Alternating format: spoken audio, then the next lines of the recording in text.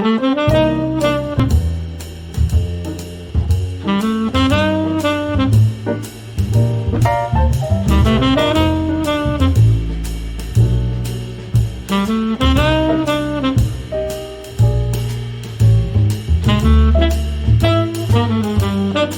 gente, é isso daí. Nós estamos começando aqui mais um episódio dos bastidores do Fala Jus. E vou confessar, nem nos meus sonhos, posso dizer, nas minhas metas, assim, eu imaginaria que eu ia estar à frente do doutor. É uma honra imensa estar aqui, doutor. O que você significa para nós, que a gente vai ter a oportunidade de destrinchar um pouco esses assuntos. E eu queria começar mesmo com esse agradecimento da sua presença, doutor. Sei que o doutor se preocupa com essa forma, né? Mas assim, tenho certeza que aqui é uma pessoa que te admira muito, já de muito tempo. Muito obrigado, viu, doutor? Que isso, que agradeço. E aí, doutor, como é que tá? Como é que estão as coisas? Fala um pouquinho de você. Primeiramente, Marcelo, equipe, obrigado pelo convite. Eu agradeço pelo convite, que é sempre um espaço importante. Os negros foram silenciados por muito tempo.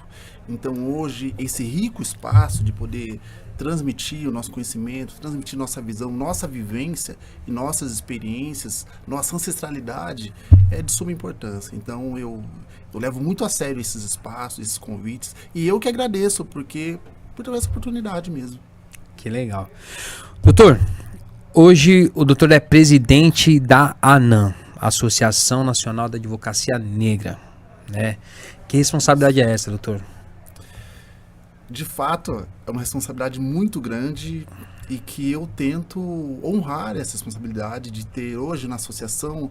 Nós temos 27, 28 mil associados no Brasil inteiro e até fora do Brasil.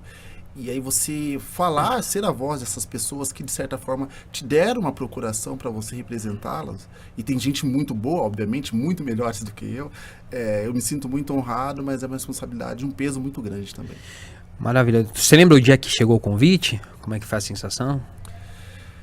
As coisas foram e estão acontecendo. Elas foram e continuam acontecendo. A associação continua crescendo e cada vez a cobrança é maior. E hoje, eu sei que já teve, não foi nem um dia, vários dias, de eu acordar na minha casa às 6 da manhã e ligar o telefone e responder mensagem, e da 11 da noite eu estar no mesmo lugar respondendo mensagem da Bahia, Rio Grande do Sul, fora do Brasil, falando com advogado, falando com governador, falando com pessoas. Eu passei o dia aqui. Dando esse suporte. E quanto tempo tem, mais ou menos? Estamos com 10 anos de existência. Fizemos aniversário de 6 anos, que é 6 anos de registro. Mas de trabalhos tem 10 anos.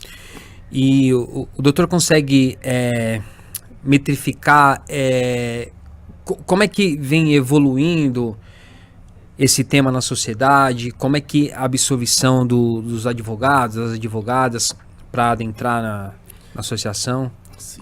Me lembro bem no início, quando nós estávamos divulgando ainda a associação, e eu fui ameaçado de morte por advogados. Ameaçado de morte, doutor?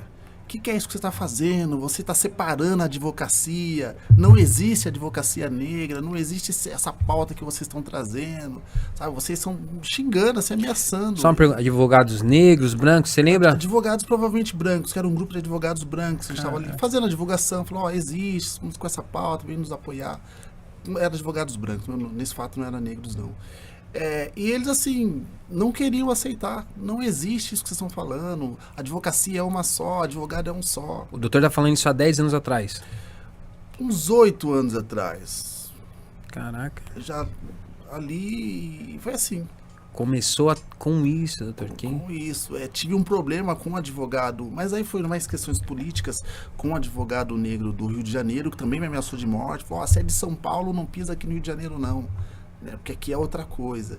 Então as pessoas teve muita resistência, principalmente desses advogados brancos, principalmente. O doutor percebe que a advocacia teve dificuldade de entender que essa associação é mais para porque tem problemas, né, que algumas classes sociais, alguns grupos étnicos, eles passam diferente, né, e é mais para contribuir, inclusive só contribui, né, nem separa de fato, se a gente for pensar, né, doutor? Sim. Eles, principalmente essa população não negra, né, esses brancos, eles se sentem ameaçados. Porque, e eu sempre digo, e até falando da associação, porque nós fazemos o debate jurídico. E o debate jurídico, é óbvio que todos os debates são importantes, mas o debate jurídico ele é fundamental porque é onde se cria as leis. É onde se discute se a pessoa vai ficar presa ou não, se o governador pode aquilo, se não pode, se aquele agente público pode aquilo, não pode, se ele cometeu um crime ou não. Então o debate jurídico ele é muito importante. Por isso, inclusive, que esse debate, ainda hoje, nós já conseguimos abrir o debate, mas ainda hoje nós temos muita dificuldade, porque eu diria que é onde tudo se resolve.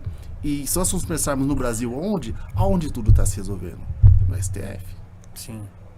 Inclusive o doutor esteve lá, né? Ontem, né, doutor? Sim. Segunda e terça-feira ele estava lá, fiz algumas reuniões, né? Pude levar a associação, levar algumas das nossas pautas. Conversou com qual ministro lá, doutor? Com o Edson Fachin, que agora é o presidente, então nós tivemos a apresentação, já estabelecemos algumas agendas, né, alguns encontros que nós iremos fazer, levando essa advocacia negra, e isso para o advogado negro, que é chegar na Suprema Corte do país. Que eu diria, isso há 11 anos atrás, antes da associação, isso era inimaginável. Inimaginável que um advogado fosse falar com um desembargador que está mais próximo, está aqui no estado de São Paulo. Então a associação ela abre essa discussão e abre essa possibilidade hoje de um advogado negro sonhar em ser um desembargador. Isso é muito interessante. Doutor, eu não sei se o doutor já tem acesso à teoria da semiótica, não sei como é que o doutor gosta de entender esse assunto, mais ou menos, porque quando o doutor fala que é inimaginável, está muito ligado também à imagem do negro da sociedade, né? Principalmente do homem negro. Né? Tipo assim, pensar num homem negro como um ministro da STF, como um advogado bem-sucedido, não foi a imagem que a televisão, que a mídia, que a imprensa, que os filmes, que Hollywood mostrou, né? Então, quando a gente fala assim, pra gente contextualizar um pouco, quando um advogado vê um movimento desse e acha que tá separando, é porque no imaginário dele ele não consegue ver, né? O doutor entende mais ou menos assim? Sim, não, entendo e concordo totalmente. É isso que acontece. E às vezes, me lembro, tem 1 ou 2 meses, nós fizemos uma reunião, uma live para todos. Geralmente nós fazemos muitas lives porque a gente consegue alcançar mais gente também, né? E nessa live, um dos temas foi justamente a vestimenta do advogado. Qual que é o traje do advogado, seja ele homem ou mulher. E aquilo foi interessante, nós recebemos até muitas críticas, às vezes, dos próprios advogados. Olha, mas então se você, sendo um advogado negro, com toda a sua história, está falando que tem que estar de terno, que a mulher tem que estar não sei o quê, você não está reproduzindo o padrão branco? E eu falei, não, tem uma vestimenta, toda profissão tem uma vestimenta. E uma coisa que acontece, eu não me sentiria bem se eu fosse atendido por um médico fazendo uma cirurgia de shorts, ou com uma regata, com uma roupa talvez meio suja. Eu não me sentiria bem. Tem o padrão que está na cabeça da sociedade de qual roupa que o médico deve vestir, qual roupa que o advogado deve vestir. Eu falei, nós podemos até mudar isso com o tempo, mas esse é o padrão hoje. Essas rupturas assim, doutor, como presidente, não é, a gente quer que seja fácil, mas não é fácil, né? Existe. E o doutor, quando fala da questão jurídica, o que é interessante falar é isso também, né? Tanto a medicina, tanto a questão jurídica é uma coisa séria, né? Na hora que é apresentado os problemas lá e vai começar a diligência, a gente tem que ter esse cuidado, né, doutor? Sim. Assim, nós queremos e deixamos a discussão popularizada, nós queremos que o direito seja popular. Eu nem gosto de usar termos técnicos, porque eu quero que todo mundo me entenda. Claro. Isso é bom. Mas, ao mesmo tempo, você me está me falando, tem alguns padrões para ser seguido. Como eu falei, que seja um nadador. O nadador não pode estar com culpa pesada. Né? O jurista, por que se trata como doutor? Às vezes nem tendo doutorado. É porque é uma forma coloquial, uma forma educada, que às vezes os debates são muito intensos.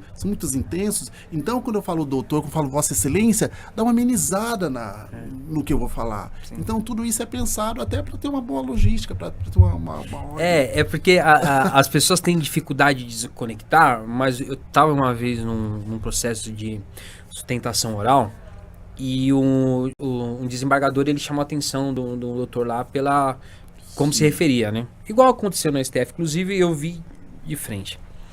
E aí, lógico, que aí a primeiro impacto a gente fala, pô, será que tá sendo um pedantismo aqui? Mas quando ele explica, aí você consegue entender e falar assim, meu, aqui existe uma liturgia para que a gente não pessoalize. Você não está falando aqui nesse momento, por exemplo, né, numa situação nessa, não é o doutor Ezequiel, não é o Marcelo Prince, é o doutor, o advogado, o promotor, o juiz, que ele está ali para... A gente está diante de uma situação tensa e tem uma liberdade em jogo, tem um patrimônio em jogo, a gente precisa, né? Vem essa questão, né? Teve um caso, agora com essas audiências gravadas, que é muito bom, a gente fica sabendo de tudo, e eu não sei se a gente está falando o mesmo caso, mas eu sei que teve um caso que o desembargador até foi bem incisivo com o advogado, mas se percebia que o advogado estava nervoso, não é nem que ele não tinha o respeito, é que ele estava nervoso, de fato, fica nervoso, uma situação e tal, e aí acho que ele trocava os nomes, e aí quando o desembargador, né, deixava ele mais nervoso ainda, eu falei, puxa, não precisava disso tudo, que você sabia que era o nervosismo dele, não era uma falta de educação, não era uma falta de litúrgica, mas sim, a liturgia ela funciona, ela tem uma razão de ser, todas as liturgias, seja elas religiosas, todas têm uma razão de ser. E é preciso que a gente siga. Isso não é ruim. Exatamente. Quando o doutor fala da liturgia religiosa, inclusive é uma questão, né? Que às vezes o sincretismo, ele atropela algumas liturgias que não eram para ser, né? Daquela maneira. A gente tem hoje exemplos do... como é que é? Capoeira de Jesus. Tem uma acarajé de Jesus também, alguma coisa assim. Não é isso, gente. Sim.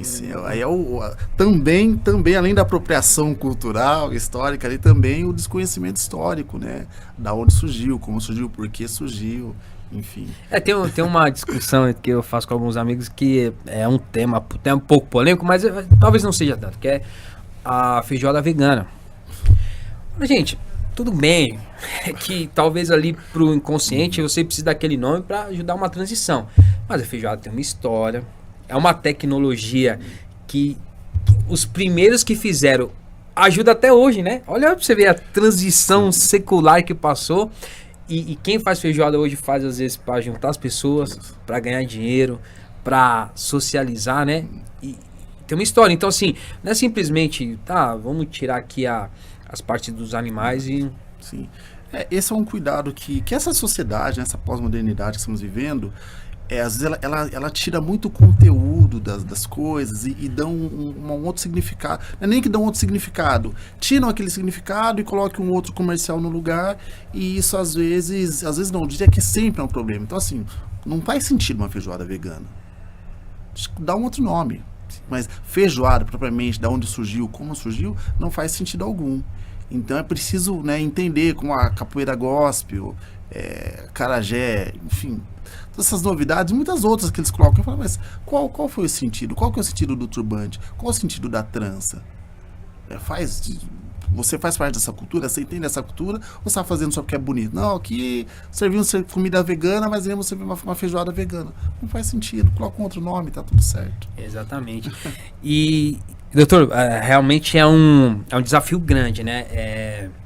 Você consegue listar alguns assim que mais aparecem no dia a dia relacionado à associação?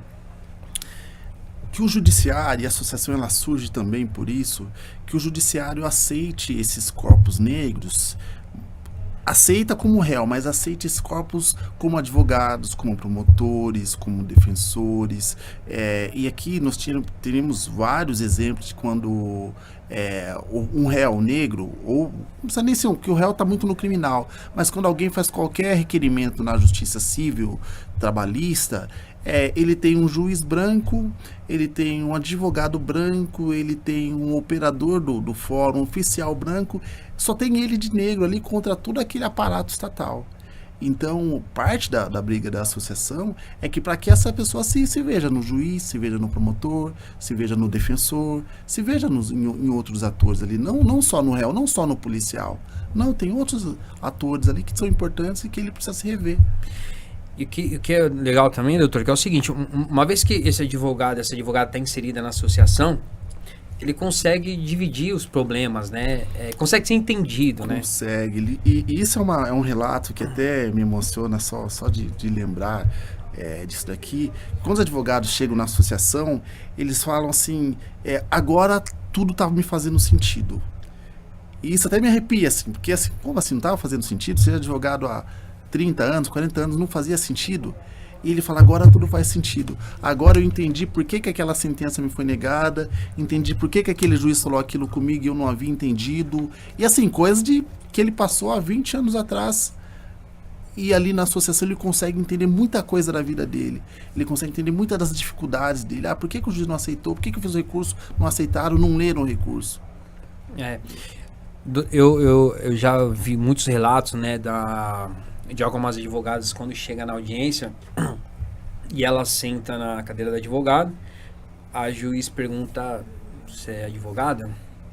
E tem muita gente talvez que não entenda como que isso... Sim, é agressivo. Agressivo, né? Porque você já começa a questionar tudo. Tudo. Esse juiz, e quando isso acontece, quando nós tínhamos um projeto, temos ainda um projeto, de quando isso acontecer, até que essa audiência precisa ser cancelada, precisa ser adiada essa audiência. Porque você acaba de desestabilizar uma parte. Você acaba de prejudicar uma parte que já tem toda a segurança para entrar no fórum, todo mundo olhando ela torto. Aí quando ela chega ali no momento mais importante, aí vem a última paulada ali do juiz. Mas você é advogada mesmo? Puxa, mas eu já dei a minha carteira de advogado na entrada. Aí para subir no fórum tinha lá o porteiro do elevador que também pediu também. Eu já provei 1000 vezes que eu sou advogado, aí que se me pergunta novamente. Sim. E agora uma outra autoridade ainda.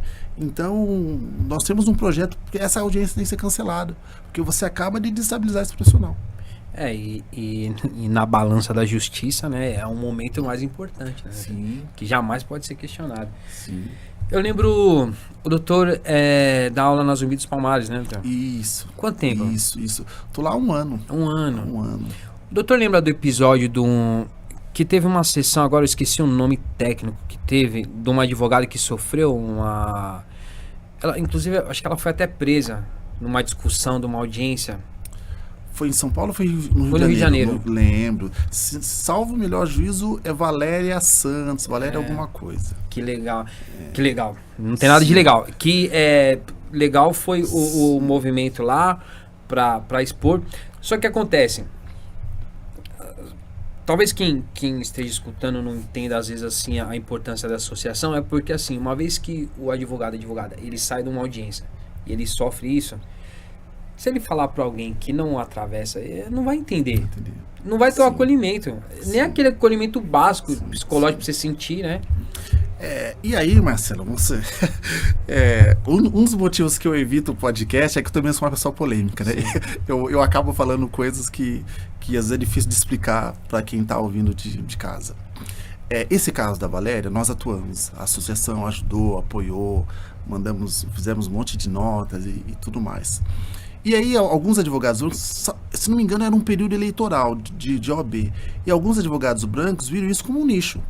Puxa, sabe assim, o caso que a gente precisava, o pênalti que a gente precisava, era o pênalti que a gente precisava para virar essa balança. E rodaram com a Valéria, a Valéria, não sei se é a Valéria Santos, mas rodaram com a Valéria o Brasil inteiro. A Valéria estava lá falando. Acabou o interesse, cadê a Valéria? Exatamente. Até pagaram um escritório para ela, um escritório físico dela, que eu acho que ela não tinha à época. Cadê a Valéria? Só usaram porque havia um interesse ali na Valéria naquele momento. Depois que acabou esse interesse, jogaram a Valéria de escanteio, sendo bem honesto, cadê a Valéria hoje? Né? E foi uma mulher que foi agredida, foi algemada, foi jogada ao chão. E isso, como eu falei, só usaram a população negra. E eu falei, Valéria, vem cá, vamos devagar, vamos pensar, não é assim, não, olha, às vezes eles estão fazendo isso, que eles vão me levar não sei pra onde. Ela rodou o Brasil, de fato. Mas cadê a Valéria hoje? Cadê essas pessoas que ajudaram? Sim. Que diziam que são antirracistas? Não estão. E por que eu sou polêmico? Porque aconteceu a mesma coisa, sendo honesto. Não sei se eu posso, mas eu vou... vou falar o caso da Carla Zambelli com o caso do Luan. Sim. O jornalista Luan aqui de São Paulo e Carla Zambelli. Foi um caso que nós atuamos, que eu estive lá e que tinha alguns advogados brancos que falaram, não, esse caso é nosso, doutor, que a gente vai conseguir. Mais uma vez, o Luan sabe disso, ele foi usado por esses advogados. Tudo bem, não estou falando que não era legítimo, Sim, o fato foi legítimo, foi crime, foi criminoso. Mas usaram o nome dele, quando não lhe adianta mais, aí você esquece a pessoa. Então nós, pessoas negras, eu digo isso inclusive aos advogados, nós temos que ficar muito atento a isso, a quem que está tentando te ajudar e por que está tentando te ajudar. Eu digo isso quanto à associação, nós não aceitamos ajuda e dinheiro de muita gente. Não. Lógico que a gente precisa. Claro. Lógico, precisamos muito, mas não. Dinheiro é bom, quero sim, se essa é a pergunta, mas, né, Racionais MCs. Mas, doutor, o doutor falou que é polêmico, mas eu discordo de polêmico porque eu acho que a gente tá num momento que a gente precisa falar isso sem ser uma forma polêmica, é muito importante. Inclusive, eu não sei se como que o doutor enxerga isso, de muitas empresas que iniciaram programas de inclusão porque tava num hype, tava numa moda, aí tipo... ESG? Vou me enquadrar no modelo ESG, contratar pessoas aqui, tal, enfim. Tá acabando o hype, eles vão desfazendo também. Atravessa, né, doutor? Isso está acontecendo, que eu, inclusive, em 2014, 2015, eu participei de um processo de algumas empresas querendo a inclusão dos advogados negros nos grandes escritórios. Sempre brinco os 10 mais. São os 15, mas digo os 10 mais do Brasil, até falando do Brasil. E esses escritórios estavam ali querendo incluir as pessoas negras e tudo mais, e eu participei do começo desse processo. E um dia, conversando com uma colega minha, a professora Lucinéia Rosa dos Santos, uma excelente advogada, eu falei, Lucinéia, tem coisa errada aí, não tem? Esses brancos com tanta sede, assim, os advogados negros, tem coisa errada. Ela falou, isso em 2014, tava ali, ele falou assim, isso é pressão internacional. Eu falei, Aí eu comecei a pesquisar. E aí eu falei, de fato, era pressão internacional, de fato, principalmente essas empresas multi-americanas e tudo mais, elas tinham essa agenda e queriam cumprir, e obrigaram que os escritórios, não só os escritórios, mas empresas brasileiras, principalmente essas multinacionais, que elas também fizessem a inclusão de pessoas negras, de LGBT, de PCD, fizessem toda essa inclusão, e eu participei muito disso em diversas empresas. Enfim, agora 2020, 2025, né, que mudou o governo americano, acabou a exigência internacional. E eu tô vendo diversas empresas, não é nem que elas estão demitindo, elas só não estão contratando. Então, quando você não começa a não renovar, tem 3. Você não renova, logo precisa sair, acontece alguma coisa, aquilo vai reduzindo. E estamos acompanhando. Inclusive, o ano passado, até na Universidade dos Benito Palmares, com o Dr. José Vicente, nós fizemos não um processo, mas fizemos um movimento para conscientizar essas empresas. Não é porque acabou lá que aqui tem que acabar. Mas, na prática, a gente está vendo muitas delas, em todos os setores. Eu já estive falando com... Sou ruim de nome, doutor. É a presidente da Black System lá, ó. Johnny Assis. Falei com a doutora Catarina também em um evento que tive a oportunidade. E assim, elas, em grandes oportunidades, elas falam que, gente, é muito mais rico.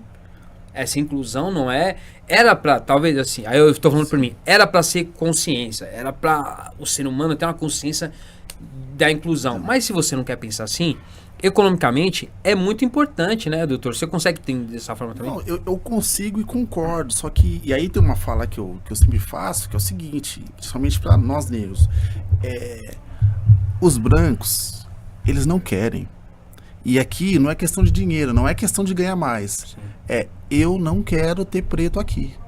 Mas você vai ganhar mais. Eu não quero ter preto aqui. E essas são falas que eu já ouvi. Mas tá provado isso, tá provado. Só colocar no Google aí você vê que assim, as empresas que têm diversidade, elas lucram muito mais. Sim. Mas eles não querem. E aí eu digo, e até acompanhando também um outro autor que é brilhante, que é o Hélio Santos, do Salvador, ele fala, o Brasil poderia ser primeiro mundo. Poderia estar ali no primeiro mundo. O Brasil não é porque o Brasil não quer. Porque essas pessoas que mandam no Brasil, que dominam, eles não querem. Mas o Brasil vai ser, não quero, deixa aqui terceiro, quinto mundo, mas não vai ter inclusão. E aí a gente precisa aceitar isso. Você vê isso e entender. Falar, não é questão que ele só financeira, não. Racismo é isso. Eu não quero. Eu não quero. O doutor brilhantemente falou, assim, que já está provado, né?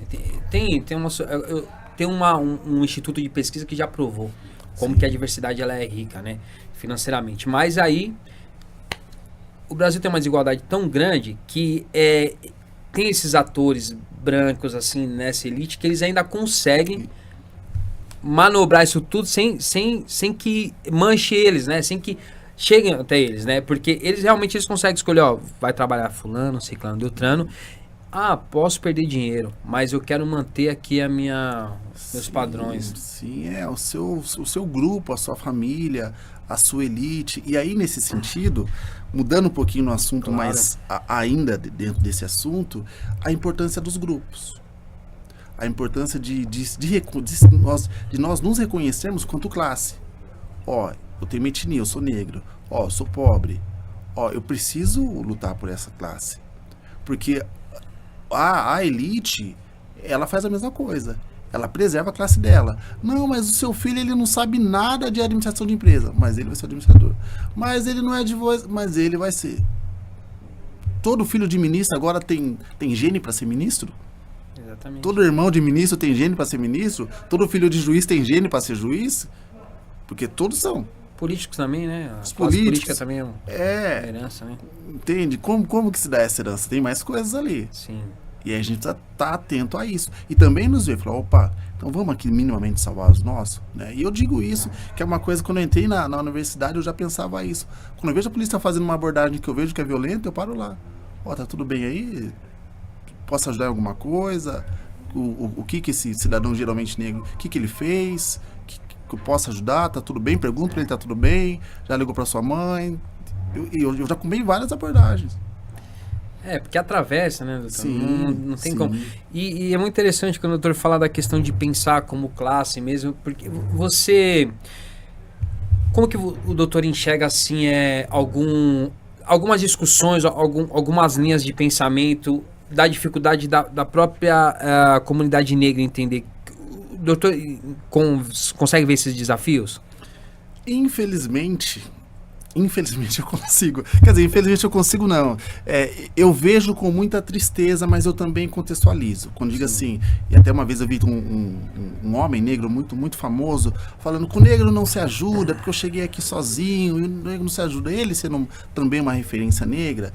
Depois eu chamei ele no particular, foi até bacana. Assim. Eu vi esse mesmo.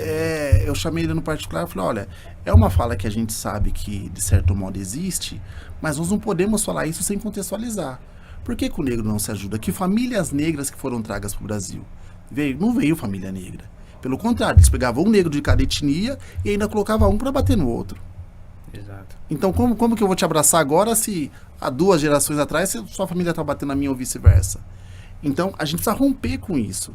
Então, não é que a gente não se ajuda, é que a gente vem de um histórico. Sim. E a gente precisa quebrar esse histórico. E é isso que a ANAN, que outros grupos tentam fazer, é quebrar a história, mostrar, olha, nós não somos inimigos. Eu digo dos próprios advogados, que às vezes têm dificuldade, associação não, preto, não sei o que. Eu falo, não, a gente tem que quebrar isso.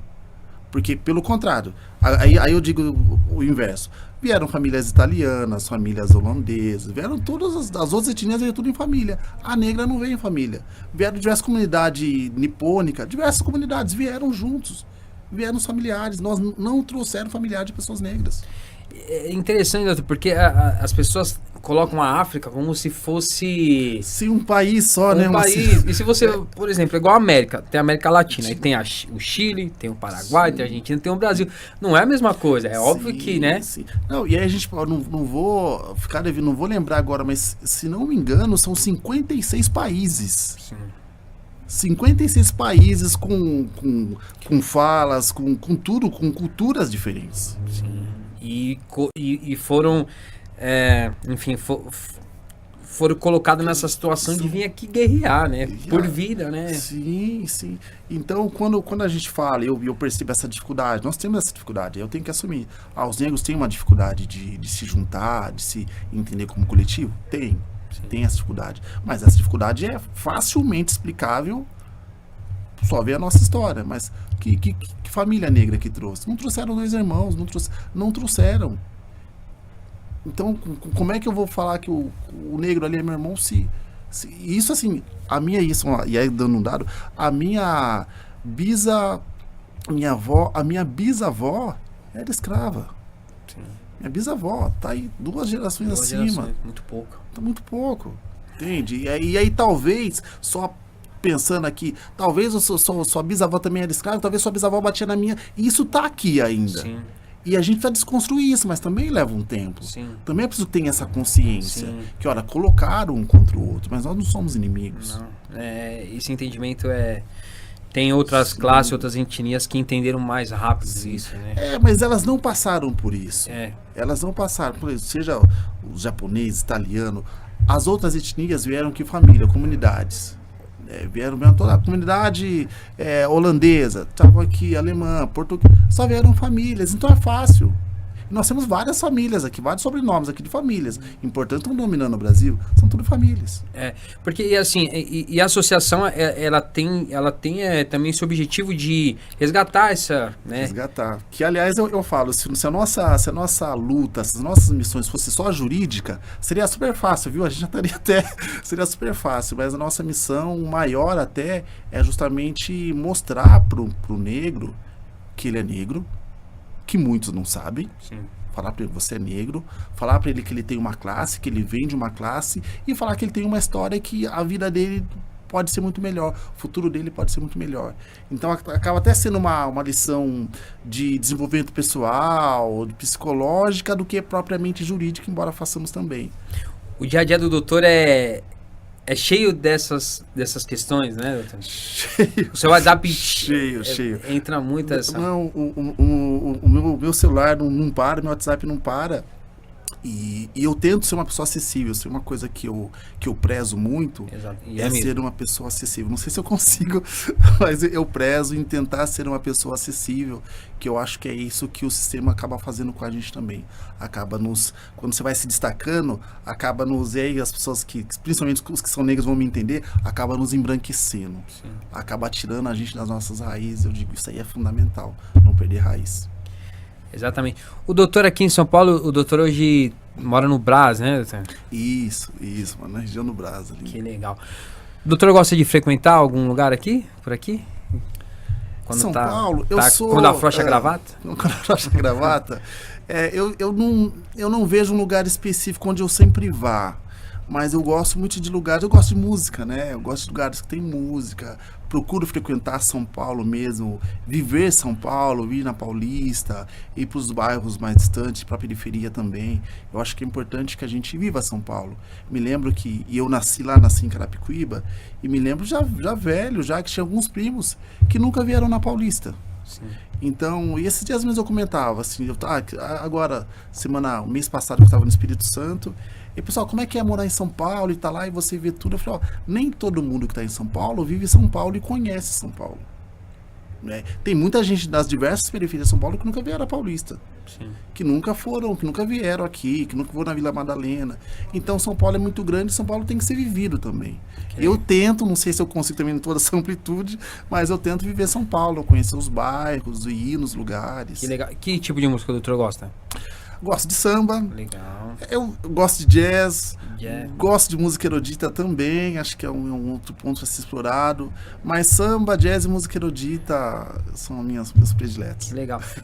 Se eu não me engano, o jazz ou... Agora me falha a memória se é o jazz ou o blues, ou os dois em algum envolvimento, que eles têm algumas métricas muito parecidas com samba e com rap, sabe? E quando foi colocado isso em questão, falou assim, como é que um grupo que estava lá nos Estados Unidos, que não tinha acesso aos brasileiros, e eles estavam falando a mesma coisa? É ancestralidade, né? Talvez a única coisa que explica, né, doutor? Sim. Sabe E aí, como músico, né? Eu estudei música e tal. Uma das inquietações que eu tinha era por que os negros gostam tanto de tambor, de samba, tambor, pandeiro. Isso não me explicava, assim. E eu estudei música erudita, e aí todo mundo me olhava assim, sabe, assim, um negro tocando piano ainda, piano erudito, sabe assim, o negro tocando Beethoven, você tá louco. Todo mundo me olhava assim, eu era meio assim, um peixe, um pintinho ali, feio e tal. Todo mundo me olhava, eu falei, o negro não precisa estar só no samba, pode tocar música erudita, pode tocar jazz e tudo mais. E eu tinha essa inquietação comigo, não tinha essa explicação. Até que uns 3 anos atrás eu fui fazer uma aula mesmo no Conservatório de Tatuí, e um dos professores sobre música africana, ele falou assim, o instrumento de referência para a Europa, na orquestra, é o piano e o violino. São instrumentos que mandam na orquestra, assim, em Europa. Quando está se falando em África, o instrumento de referência é o tambor. Sim. Eu falei, caramba, e ele falou assim, aí tá explicado por que, querendo ou não, todo negro gosta de um tambor. Exatamente. Porque tá lá no lugar que a gente nem sabe, tá no lugar que a gente nem sabe, mas tá no subconsciente nosso. Quando eu toco o tambor, né, dificilmente fica parado. É outra coisa. E o jazz é muito tambor, né? O jazz tem muito do tambor, o blues tem muito do tambor. O doutor, como um estudioso de música, eu lembro que tem um momento que o Emicida, ele fala de uma história parecida que teve um momento que a música brasileira foi embranquecendo, Sim. que foi tirando o tambor. Sim. E, enfim, não só a música brasileira, acho que a música americana em si, americana desde a do Sul, Sim. América Central, foi tirando o tambor, né? Que era uma forma também de se afastar. De se afastar. Isso pra gente ver o quanto a nossa ancestralidade tá ligada com a África. Isso. Tá ligada com a África de modo geral e tá ligada com o tambor. E a gente não consegue, né? A música brasileira, me lembra até de um colega que ele fala assim, vocês negros, ele fala, toca piano, música erudita. Aí ele falou assim, vocês negros tentam se afastar do samba, tentam se afastar do... Eu falei, não, é que toda uma conjuntura me levou a tocar piano, mas eu adoro samba, ouço samba, toco samba também. E aí ele falou uma coisa que eu achei bem interessante, que ele falou assim, Brasil é Brasil por conta do samba. Eu falei, é verdade. O Brasil só é Brasil por conta do samba. Lá fora o Brasil só é reconhecido pelo samba. Sim. Seja na escola de samba, seja em qualquer lugar, mas é o samba que faz o Brasil. Que legal. O doutor trouxe uma referência da África, né? Eu queria trazer uma referência aqui que fala também com a Anan, que é o seguinte. Antes da África, a gente tinha o Egito e Kemet, né? Isso. Os estudos falam de Kemet, né? E em Kemet saiu filósofos, engenheiros, juristas, né? De certa forma. E Kemet o doutor tem um entendimento que seria o berço do mundo, mais ou menos. Então, às vezes, quando fala assim, pô, mas isso aqui é coisa de branco, fala, peraí, em que momento que virou? Porque já teve um momento que foi Kemet, né? Sim. O senhor doutor tem essa... Sim.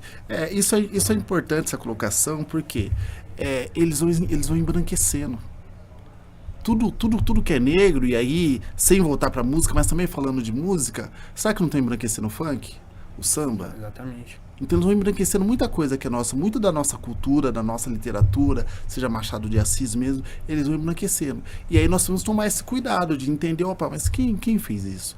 Onde é que estava essa pessoa que fez isso? O funk hoje, onde é que está o funk hoje? Quem que são os precursores do funk? Então, senão vai embranquecer, né? Vem um monte de MC aí que não tem raiz, né? Doutor, sabe que eu acho muito legal disso, que é um ponto muito reflexivo da Anan, por exemplo, que é o seguinte... Quando a gente tá falando disso, a gente tá falando de história, óbvio. Sim. Mas o que eu acho que é muito interessante é a autoestima. Porque se a gente foi estigmatizado de um povo que foi escravizado, se a gente entender que na verdade a gente vem de reis, rainhas, enfim, de Kemet, e a gente tem ancestralidade, às vezes a gente na frente de alguns problemas, a gente nem sabe, mas a gente vai resolver. Sim. Não é verdade, doutor? E a associação, ela vai falar disso, né? Ela vai falar disso. Nós fazemos, inclusive vocês estão convidados, todo mundo que está nos assistindo está convidado, nós fazemos um jantar de gala. Chama Jantar de Gala da Advocacia Negra. E esse jantar vem por quê? Os brancos sempre fazem esses jantares. Claro. Né? Eu falei, olha, vamos fazer o nosso também? O nosso jantar de gala dos advogados negros? E aí já estamos na 6ª, 7ª edição. Mas me lembro do primeiro. O primeiro nós fizemos ali na Casa de Portugal. Havia um contato lá e tal, tudo deu pra fazer lá e foi muito bonito. E assim, depois, no dia não, que o dia foi corrido, mas depois eu recebi, Marcelo, pelo menos uns 7, 8 relatos de advogados me chorando, vindo assim relatar chorando, falou assim, olha, meu pai, eu de criança, meu pai só entrava aí pra limpar. Meu avô só entrava aí como escravo. E agora eu entrei na Casa de Portugal como advogado, cabeça erguida, de terno. Me arrepia só de... Com certeza. Lembra, a Imagina, fala, até eu assim, fico arrepiado. ele falou, olha, o lugar que a gente entrou aqui sendo açoitado, eu tô entrando aqui como advogado, eu tô entrando numa festa que é minha, que é nossa. Estamos fazendo festa lá na casa de Portugal. É. Fogo. E o que as pessoas talvez não entendam é que quando você apropria cultural, você faz apropriação cultural assim, você tira essa legitimidade, né? E a autoestima, pô, a luta da autoestima é um negócio muito grande, doutor. E foi o que tiraram do negro, né? Porque tiraram a religião, tiraram a vestimenta, tiraram, seja a nossa cultura de modo geral, capoeira, tiraram a nossa música. Então, assim, eles não é nem que nós não temos autoestima, é que tiraram tudo. Tudo que nos dá autoestima, tudo que nos faz negro também, acabaram com isso. E aqui agora é esse processo difícil, eu até digo, mas é por isso que quando um negro olha o outro negro, ele ainda não consegue se reconhecer. Porque eu falo assim, mas falaram que isso era do demônio. Né? Mas falaram que o negro não podia ser advogado. E aqui um outro relato trazendo ainda mais para Anã, e isso é uma coisa que eu trabalho muito nos advogados, que é falar, será que o juiz não dá uma sentença, uma condenação menor porque você é preto? Porque o advogado é preto? Porque o juiz é racista, não todos, mas tem uma grande parte que é racista. Será que a condenação dele não muda? E me lembra a fala de um advogado antigo já, o Dr. José Silvestre, que é um ótimo criminalista, e ele faz parte da associação dos nossos decanos. Ele falava assim, no meu tempo, quando eu comecei a advogar, ele começou a advogar mais de 20 anos atrás, ele falava assim, quando alguém escolhia um advogado negro e ele é criminalista, falava, você está errando 2 vezes. Você já errou em cometer o crime, está errando em encontrar um advogado preto. Ele falava, eu ouvia isso. Ele falava, eu ouvia isso. Hoje não, mas eu ouvia isso. E até hoje tem ainda um pouquinho disso. E tem uma interferência aí financeira, né? Sim. E aí vai... E onde que a gente entra muitas vezes nesse assunto? Esse advogado ele tem que provar 2, 3, 10 vezes que ele é melhor. Aí a gente entra até na questão da vestimenta, porque é o seguinte... eu estudava com um menino, doutor, e ele sempre chegava muito bem arrumado pra gente jogar bola. A gente tinha um time de futebol na faculdade. E ele chegava... E a galera, assim... E a gente dentro de uma elite, sim, burguesa, tal, enfim. Aí uma vez foram brincar. Falei, pô, mas você tá... Por que você vem assim, cara, cheiroso, tal, a gente vai jogar, tal. Ele falou assim, eu não me esqueço, lá no vestiário, falou assim, porque eu preciso andar igual um preto tipo A. Inclusive pra me chegar no horário. Porque dependendo como eu for, eu vou ser enquadrado na rua, que nem no horário eu vou chegar. Só que é o seguinte, eu quero voltar pra esse momento. Só vai entender esse tipo de demanda alguma associação, quem passa, porque de resto pode se falar muita coisa, né? Sim. E é preciso que isso seja dito. E olha só, não sei há quanto tempo atrás foi que isso aconteceu, mas ainda hoje é assim. Pouco tempo. Ainda hoje é assim, um dos relatos que me deixou, não sei até que ponto é verídico, mas parece que sim, que a esposa do Barack Obama, que ela alisou o cabelo dela, mesmo sendo esposa dele, não era ela que estava concorrendo a nada, ela precisou alisar o cabelo dela, ela precisou mudar o jeito dela se vestir. Então, infelizmente, o jeito de se vestir diz muito sobre nós. E eles usam justamente o jeito de se vestir para reforçar o racismo que eles já têm, mas para reforçar isso. O doutor falou em questão de se vestir, a gente tá numa discussão recente de liberdade de expressão, né? No meu ponto de vista, doutor, eu acho que a maior forma de opressão da expressão se dá na sexta-feira. Porque tem muitas pessoas de religiões de matriz africana que vestem branco na sexta-feira. E o fato dela não poder trabalhar de branco, que está interferindo religiosamente tudo, ali eu não acho que é um comediante... que ele não pode fazer uma piada que a gente tá falando de liberdade de expressão. Eu acho que é essa trabalhadora, principalmente negros, tem até brancos, mas de religião de matriz africana, que sexta-feira não pode vestir branco. Pra trabalhar, pra ele não ser retaliado. Temos isso, e isso precisa ser denunciado. Né? Nós vamos denunciar esses casos. A liberdade de expressão, e até fizemos um evento internacional falando sobre isso, ela é super importante, todo mundo tem que ter, e até é interessante trazer, não sei se eu posso o caso do Léo Lins, que em momento algum tiraram a liberdade de ele falar. E de comediante nenhum, de ninguém é tirado a liberdade de falar. O que é posto para todos nós mas você vai ser responsável pelo que você falar. Pode falar, você pode falar o que você quiser aqui, você pode, mas você vai ser penalizado, você vai ser responsabilizado, pro bem ou pro mal. Todos são, né, doutor? Todos são. Exatamente. Doutor, aproveito também a questão de, a gente tá falando da associação. De associação de tudo. Eu tava falando com o doutor Anivaldo, inclusive o doutor conhece, né? O Anivaldo, o Ed e tal. A gente tava conversando recentemente e até me ligou.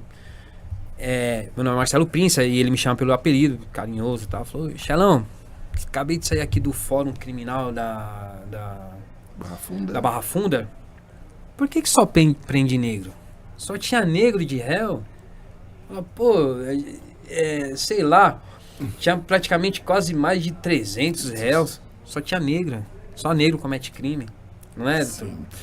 Tem alguns estudiosos que eu não visito, não faz tempo que eu não leio esses estudiosos, mas assim, o principal deles, por exemplo, é Raul Zaffaroni, tem um outro chamado sobrenome Barata. Mas o Raul Zaffaroni, que ele tem uma fala que é muito interessante, que ele fala assim, não é que a polícia prende mais negro, ou não é que o negro comete mais crime, é que a polícia busca mais negro. Então assim, se tem 10 brancos correndo e tem 10 negros correndo, a polícia vai parar os 10 negros. Talvez os 10 negros, 3 tinham alguma coisa, e os 10 brancos também tinham. Só que como ela parou os 10 negros, não parou nenhum branco, ou ela só parou um branco, ficou 1 para 3. Então a conta sempre vai pesar do lado negro, porque a fiscalização é sempre maior do lado negro. E isso, Marcelo, digo assim, é uma consciência que nós precisamos ter. Às vezes eu vejo a molecadinha negra, os jovens negros, não tendo essa consciência de que o peso sempre vai ser maior do lado negro. E hoje, até uma das conversas que nós já tivemos, olha, mas Estevão, hoje você anda com juízes, com desembargadores, eu falo, olha, mas se a corda arrebentar lá, vai ser na minha, não vai ser na deles. Com certeza. Se eu não tiver essa consciência o tempo todo de que posso estar andando onde eu for, mas eu sou negro, e aí eu preciso me portar muito retamente, seja aqui, aonde for, a minha postura tem que ser reta, que se sumir alguma coisa aqui, vão olhar para o negro. Se eu não tiver essa consciência, rapidamente alguma coisa vai acontecer comigo. O que muita gente, o que os não brancos, principalmente os negros e quanto mais retinto entende e que as pessoas brancas não entendem, é você conviver com isso, psicologicamente, é um terror. Você tá numa empresa, você tá num lugar, você já tá, tudo que acontece, você fala, opa, sim. Você nem segurança de você poder ter as coisas, né? Sim.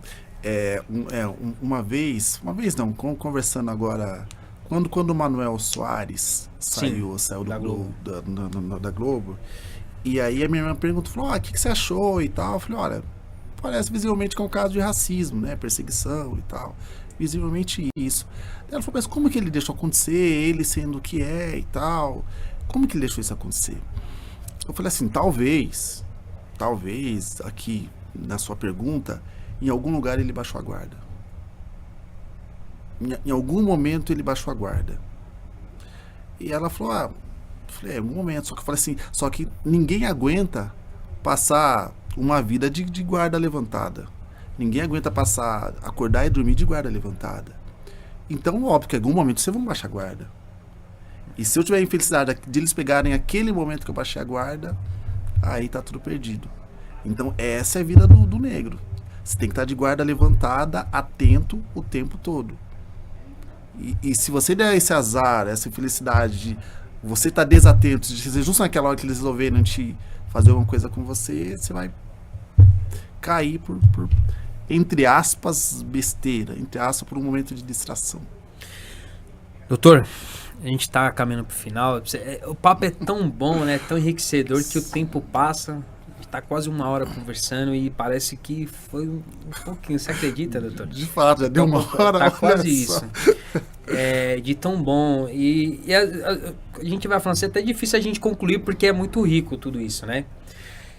Que eu queria apontar uma coisa que é caminhando pro final, que é o seguinte: um dos objetivos do programa foi trazer esse bastidor da associação. E o convite que assim, como fora da associação, que eu gostaria de mostrar, de falar, que é o seguinte: os advogados e advogadas negras, eles vão encontrar esse tipo de apoio, da sua pauta ela ser entendida, não é? Aqui nós não estamos falando, né, de separação, igual lá no começo teve. Não é sobre isso, é sobre ter um ambiente acolhedor. É a percepção que eu tenho, doutor. Sim, sim. Nós não queremos vingança. Isso tem o pessoal do Movimento Negro fala e eu assino embaixo. O negro não quer vingança. O negro não quer hoje açoitar o branco, tirar o branco. Não, o negro quer conviver. O negro quer apenas os seus direitos. É igual eu falo também sobre o machismo e o feminismo. Tá, as feministas não querem subjugar os homens. O feminista que quer subjugar os homens não entendeu o que é o feminismo. Sim. O feminismo quer que homens e mulheres vivam bem de modo equânime, igual. É igual a nossa do racial. A gente não quer subjugar o branco, quer escravizar o branco. Nós queremos viver de modo mais equânime, de modo em paz, né? Mas já acabando, não sei se é a minha fala final. Não, por favor. Uma das coisas que a ANAM faz, eu diria hoje, talvez a ANAM está num segundo momento de compreensão. Uma das coisas que nós temos hoje, que nós queremos hoje, até esse também é o motivo de estar aqui fazendo esse convite para você e para todos que nos ouvem, de que a luta que a associação faz, nós somos ali a associação é a sua advogada.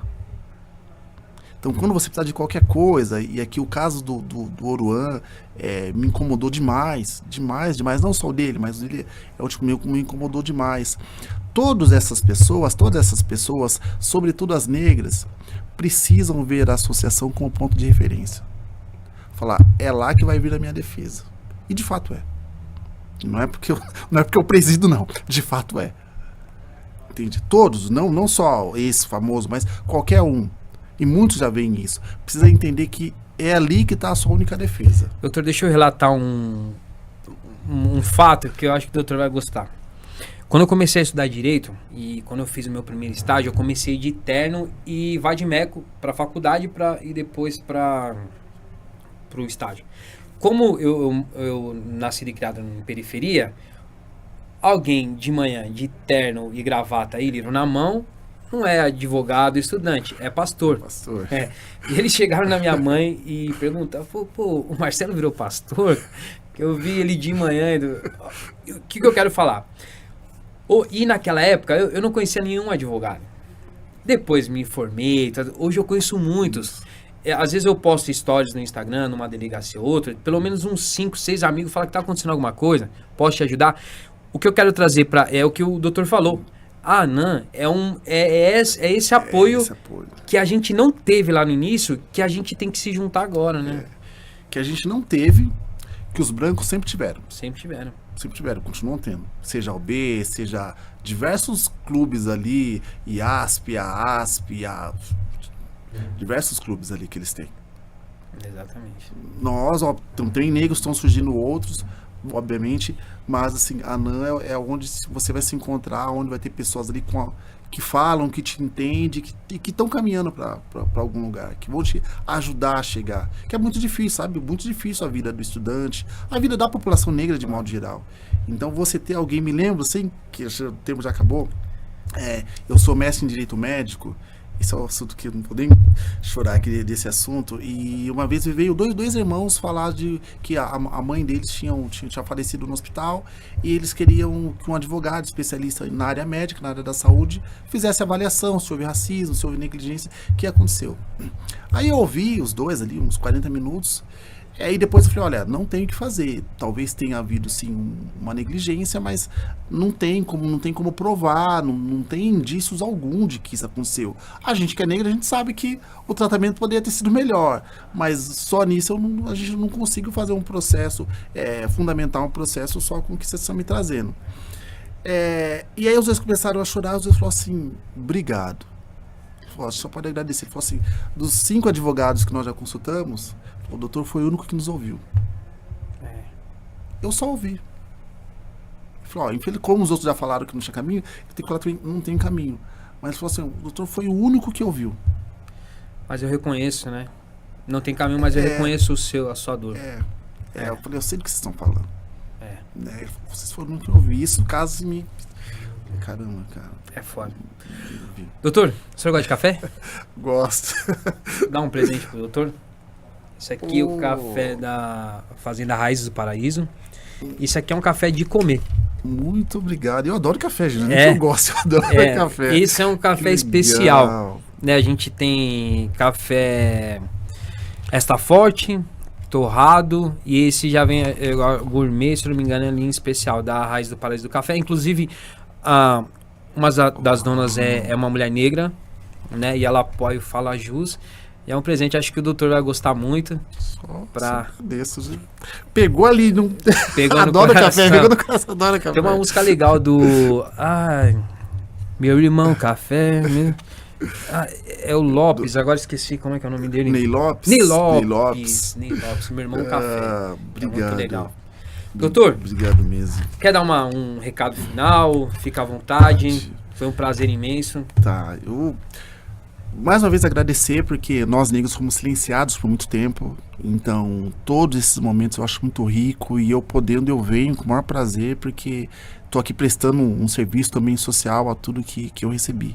O segundo ponto, e aí me despedindo, é convidar todas as pessoas, que hoje a associação, embora ela seja uma associação de advogados, mas eu quero convidar todas as pessoas a participarem da associação, seja você advogado ou não, venha se associar, porque a associação precisa, e a associação é o seu lugar, seja você da profissão que for, da cidade que for, a associação é o único lugar onde você vai encontrar pessoas habilitadas, técnicas, que realmente vão fazer a defesa do cidadão brasileiro. Maravilha, doutor, muito obrigado no meu coração. O doutor é uma referência para nós, sabe disso. Doutor, a gente começou falando lá, o doutor falou da importância de não distanciar, mas o doutor não distanciar não. Tamo junto, viu, doutor? Fica com Deus. Fala Jus, mais um. Acabou?